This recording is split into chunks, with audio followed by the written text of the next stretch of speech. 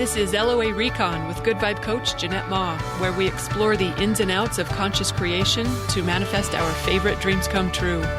Let's have some fun together.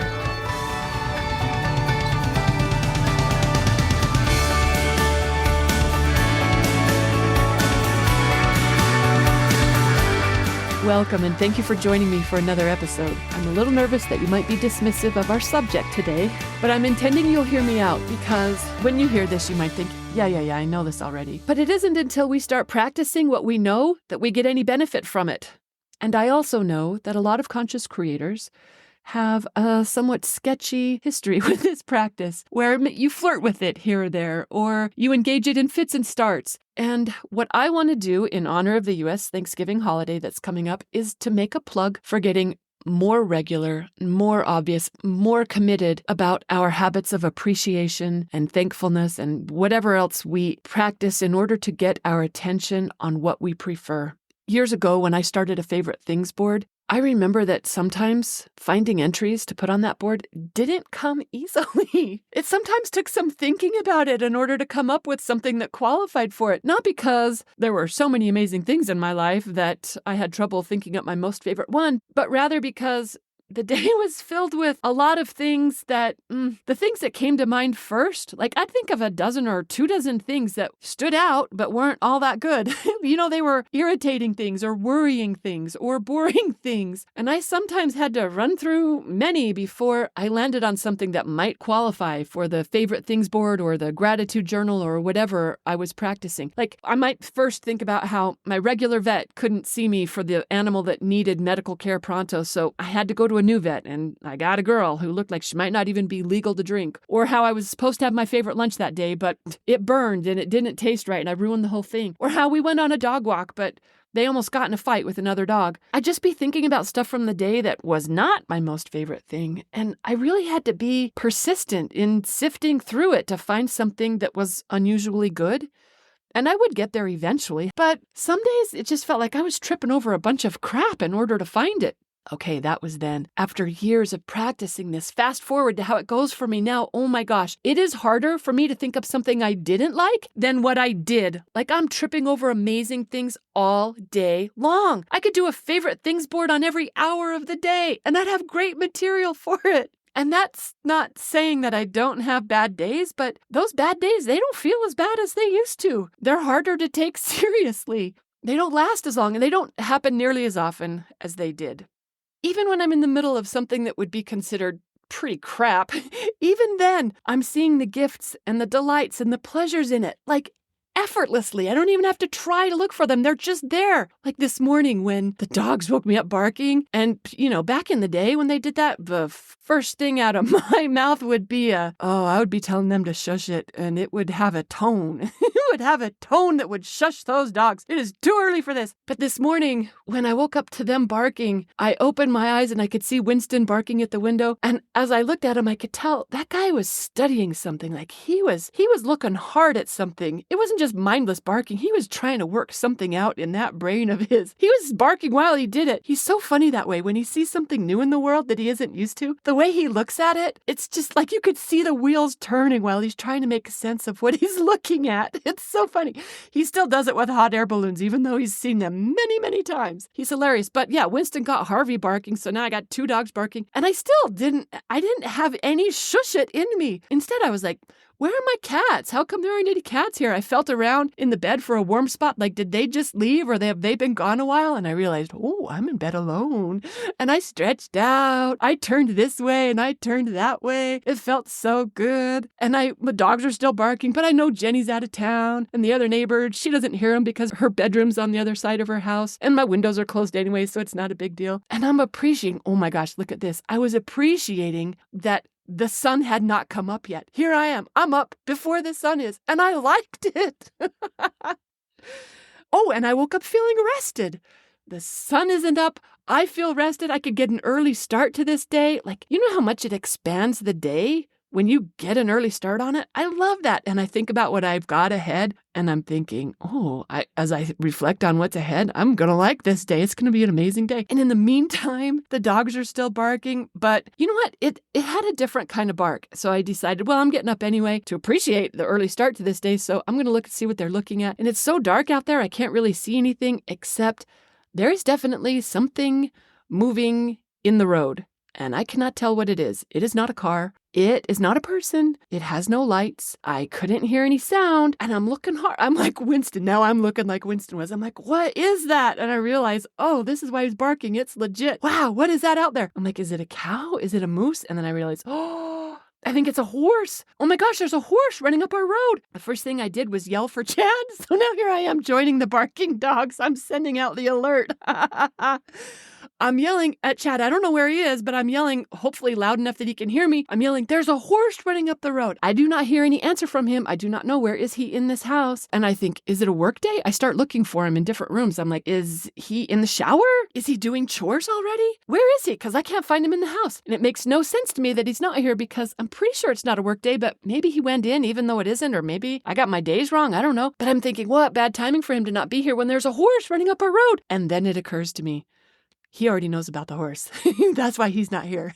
He's already on it. So I run out to the front porch in my pajamas, and sure enough, I see him out there. And I'm loving all of these things. I love that he's here. He's not at work. I love that he already knows about it. I didn't have to alert him to this problem. He can spot a problem before I do. I even loved it when I realized it was our horse. It was not some stranger's horse on the loose. It was Clyde.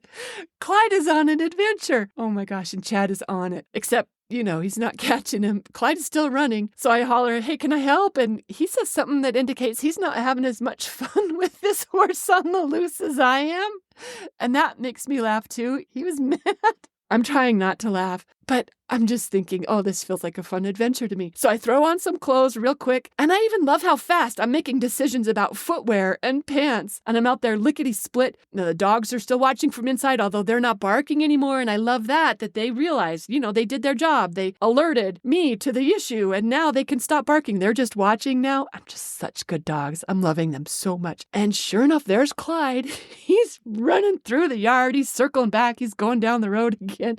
And it occurs to me, that poor guy, he's looking for his sweetheart. His whiskey went to the trainer like a week ago, and he's been kind of lonely ever since. So that probably is what gave him incentive to break through a fence that he hasn't broken through before. So I run in the house. It's my idea to get carrots. I run in the house for carrots, and it turns out that's all he needed. Chad is chasing him all over here and there. But Clyde walked right up to me as soon as he saw that I had carrots. And I briefly felt like the horse whisperer because Chad couldn't catch him, but I did, except I didn't catch him because I didn't have a rope. So yeah, he's there eating carrots out of my hand, but what good is that doing us? Because I'm just standing in the backyard with him. So Chad approached, and Chad does have a rope, and Clyde decided, nope, still not having it. He takes off running again. And I was trying not to laugh, but I'm still loving it. I'm still just loving all of this. Chad's definitely not loving it. Chad goes over, he opens up the gate to get in the pasture, and Clyde was doing circles somewhere else, but once he heard the gate open, he came trotting over and ran right in through the gate. And it occurs to me, that was magic. That was crazy magic. It made me think about how important it is to have an easy entrance into whatever it is we want. Like in life, when there's something we want, make sure the gate is open. It's going to be so much easier. Do that part first. Open the gate. I thought there might be a lesson in this. And the fun wasn't over. At least it was fun for me. I know Chad wasn't having it, and I was trying not to laugh too much and smile too much, but because, he did not appreciate that his horse was not easy to catch. But he realizes, this horse got out somewhere, and that thing still exists wherever the breach is. So it's not over just because Clyde is back in the pasture. So he wants to put him in the pen, and Clyde's not easy to get in the pen unless you're already in the backyard with a bag full of carrots. That is really easy. So I went and stood over there by the part of the pen. Clyde walked right on in for more carrots, and Chad closed the gate behind him.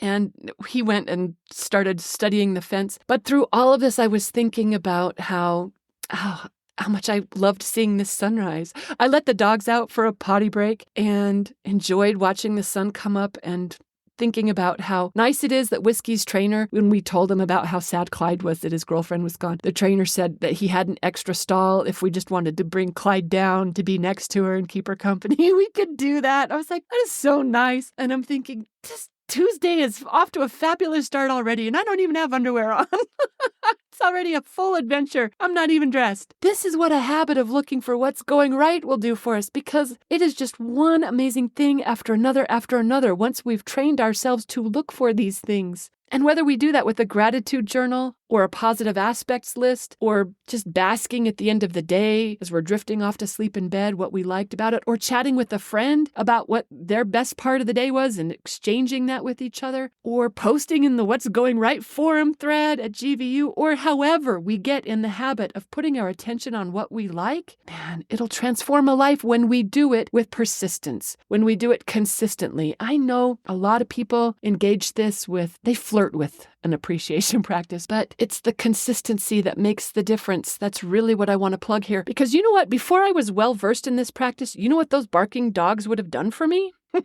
Oh, it would have had me starting off the day with some swear words. I would be yelling, "Are you kidding me? It is so too early for this, everyone." And I would be flipping off the covers all mad about it. I'd be stomping over there, yelling, "What is it? There better be something out there, buddy, or you are in real trouble." I learned that from my dad. My dad's version was when me or my brother were crying, he'd be like, "There better be blood or broken bones if I hear crying," because you did really not want his attention. And I will say that is a version of my dad I don't even recognize anymore, because guess who else has rocked his appreciation practice in life? It's like I got a whole new dad now. And as I say that, it makes me wonder, well, was it him or was it me? But it was both of us. We've both been doing this practice. But I'd flip the covers off all mad. The cats would scatter because they'd feel my mood. I'd stomp over there and I'd notice my foot still hurts from yesterday, and I'd be mad that the first thing I'm doing in the day is stomping on my feet. The dogs are making me all stomp. And I'd look out the window and I wouldn't see anything because I'm only looking to prove that there's nothing there and I've got nothing but bad dogs. I would say, "See, there's nothing there. Go back to sleep." And I'd crawl back into bed and put the covers over my head, mad that I was awake this freaking early. And then later on, Chad would tell me about how he had to go catch Clyde by himself. And I would think, what kind of idiot doesn't have a secure fence for his freaking horses? Come on, get it together.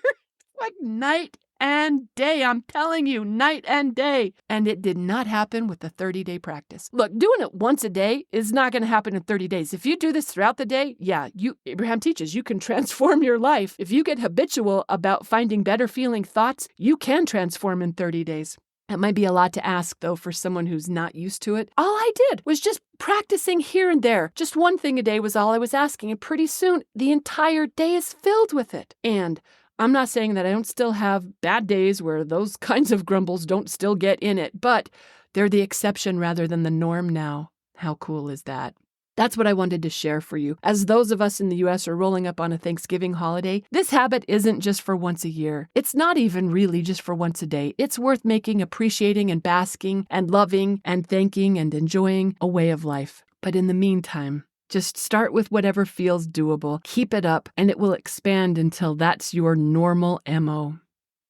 So remember, this is a practice where the real benefits accumulate over time with persistent practice. Just one favorite thing a day, or one journal entry a day about what you're grateful for, or one post about what you're loving lately, or one thank you email a day. However you prefer to practice what's to love about life. I want to say something to those of you who might be gratitude journaling and not feeling the big magic from it. Sean Achor quotes research that talks about why it's important for us to name something new every day. He suggests a practice of naming 3 new things or 5 new things every day. But he says it's key that they be new things, not the same old ones. Mine would always be the same things. My dogs, my clients, my home, my cats. I mean, it was the same thing a lot of days. They were my most favorite things, but it was the same thing repeatedly. Sean says you've got to name new things because that's what programs our brain to be on the lookout for new things to appreciate. I think that had a lot to do with why I'm tripping over delightful things throughout the entire day. Each one of them is worthy of being an item on my favorite things board. I'd love to hear what you've noticed about your practice.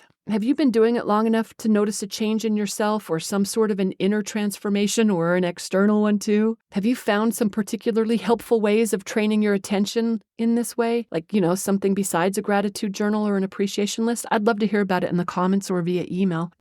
Before I wrap up, I just want to say big thanks and hello to everyone who signed up for my complimentary vibration prompts. I'm just calling them vibe prompts. I text them out 3 times a week. I can only send texts to people in the US and Canada, so I've got a Facebook group. It's called Good Vibe Prompts if you want to join there. Or if you're a GVU member, we've got a forum thread where I post them there as well. But it's so fun to read your experiences with those vibe prompts. I love the feedback, so thank you for playing with me there. And if you don't know what I'm talking about, but you'd like to check it out, just text Pimp My Vibe, no spaces, Pimp My Vibe to 385-354-5355. Or I think you can also text Good Vibe, and that works too.